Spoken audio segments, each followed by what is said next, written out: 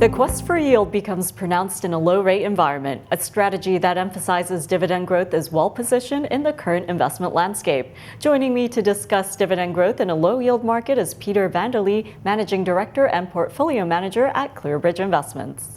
Peter, great to have you here today. Great being here. Thank you. Well, it's been quite a year. The Federal Reserve has cut interest rates 3 times, and asset classes are at quite a different place compared to the beginning of this year. So in the current environment, why are dividends an asset? Sure. So if you look at the current environment with the 10-year Treasury note at roughly 1.75%, it's very difficult to get income, and the need for income is very high and will likely stay elevated for a long period of time. Let's not forget that there are 76 million baby boomers that are looking for some kind of an income stream in retirement, or better yet, an income stream that can grow over time, and the bond market is not giving a lot of help there. So when you look at the positioning of dividend-paying stocks, it's really well positioned in that environment. The yield on the S&P 500, for example, exceeds that of the 10-year Treasury note, and that's a situation that we have not seen all that often in the past. And we're also seeing the potential for significant dividend growth, given where balance sheets are in corporate America. They're quite strong, and free cash flow generation is abundant. So the prospects for a continuation on dividend growth is there as well. So from all those factors, I can say that being in dividend-paying securities in general is a good place to be in the current environment. And Peter, you are so right. When it comes to the quest for yield, everybody is on it. So once you identify a dividend-paying company, how do you determine this importance when it comes to upfront yield?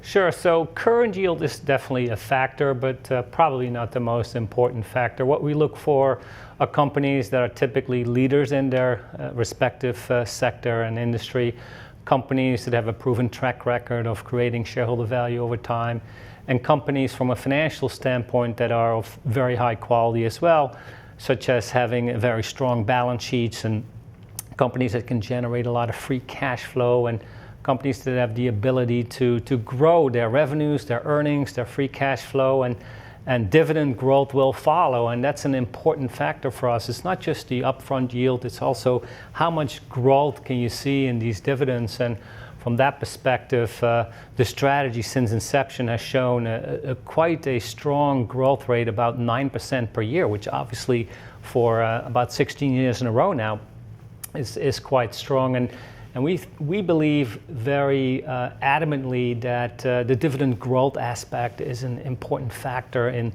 looking for these dividend stories, that it's not just about high current yield, it's about an attractive upfront yield, but the ability to grow that meaningfully for many, many years, if not decades to come.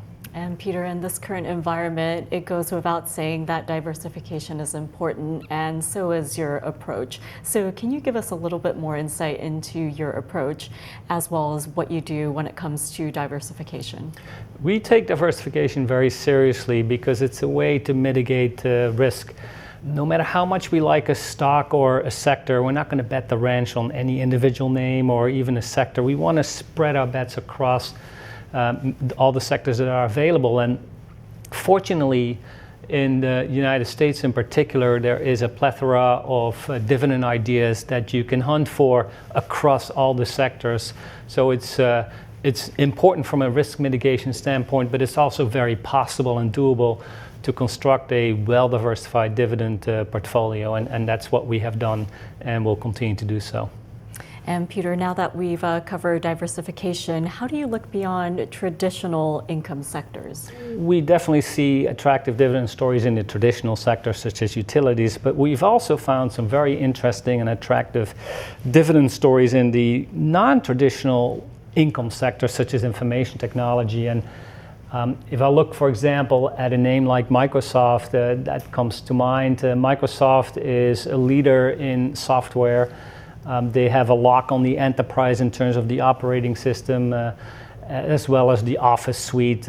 So that is like a lot of recurring revenues right there. But perhaps more interestingly is that they're gaining a lot of share in the cloud Microsoft has a program called Azure that allows companies to essentially outsource a part, if not their entire IT infrastructure, to Microsoft, and that is a tremendous growth opportunity for the company. From a financial standpoint, Microsoft is very high quality. It's one of only 2 companies left in our country with a AAA rated balance sheet by the major rating agencies. It has $135 billion in cash and investment on the balance sheet, so that's not nothing.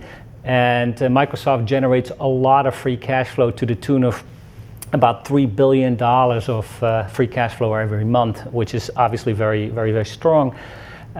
So, we look at Microsoft as kind of like your next generation of dividend aristocrats.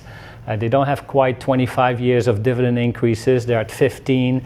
But given the strength of their financial positioning, the strength of the business, and the fact that Microsoft is also understanding that having a strong dividend growth is a valid way to reward shareholders over time, as they have evidenced that by increasing the dividend roughly 10% over the last 5 years on average, we can see a long runway here for Microsoft to continue to be a very attractive dividend story in addition to being an attractive stock.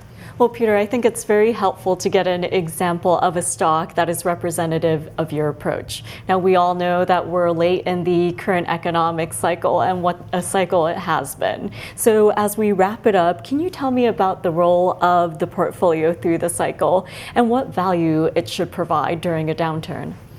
The downturn aspect is very important. We haven't seen a downturn now for a while, about 10 years.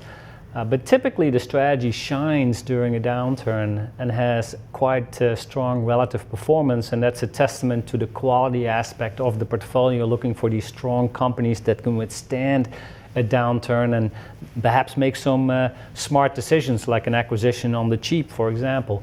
And many of the companies should be in a position to continue to increase the dividend even during a downturn. So the downturn scenario is one of the strongholds of the strategy because of its defensive posture. And if you look, for example, since inception of the program in 2003, the downside capture was 72%, which is a significant reduction in terms of how much downside you are experiencing. So we take that very seriously. Our risk mitigation thought process is also consistent with trying to avoid as much downside during bad times as we can, and we think that's important. Well, Peter, hindsight indeed is 20/20, and without a crystal ball, we don't know when the next downturn is coming. So I think this is a very timely discussion. So thank you very much for joining me. Thanks for having me. And thank you for watching. I was joined by Peter Vanderlee, Managing Director and Portfolio Manager at ClearBridge Investments. From our studios in New York City, I'm Remy Blair for AssetTV.